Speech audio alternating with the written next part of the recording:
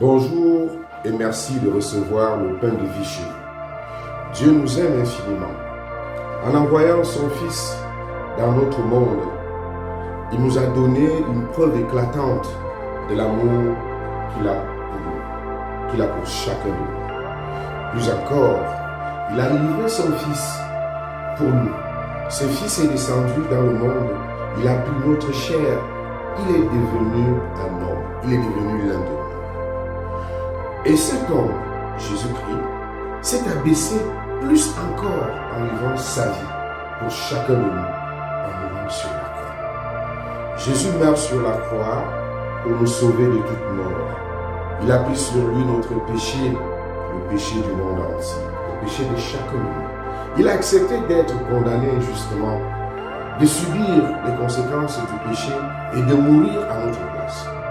C'était nos souffrances qu'il portait, nos douleurs dont il était chargé, nous dit le prophète Isaïe.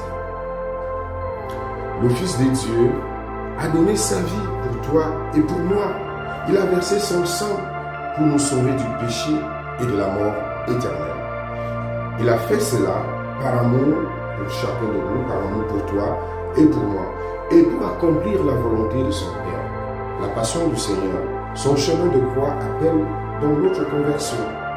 Oui, ce récit de la passion de notre Seigneur Jésus-Christ est riche en enseignements et chaque petit détail a un sens. Nous devons nous arrêter sur chaque petit détail.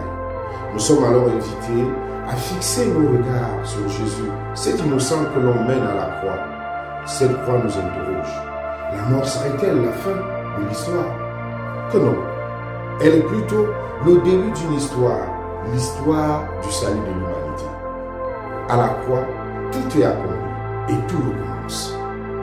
La croix marque le début d'une nouvelle vie pour Jésus et pour nous les hommes, pour toi et pour moi. C'est une récréation. Laisse-toi attirer par la croix du Christ.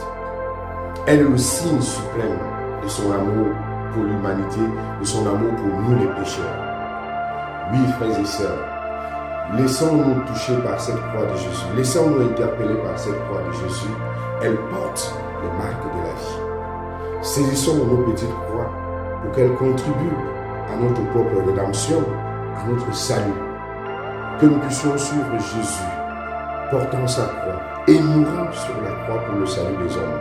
Et que moi aussi aujourd'hui, je meurs en moi-même pour ressusciter avec le Christ.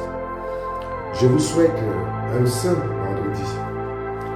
Entrons dans la mort du Christ, entrons dans la mort de notre péché, pour passer les ténèbres de nos vies à l'admirable lumière du Christ. Bonne journée de prière, bonne journée de jeûne.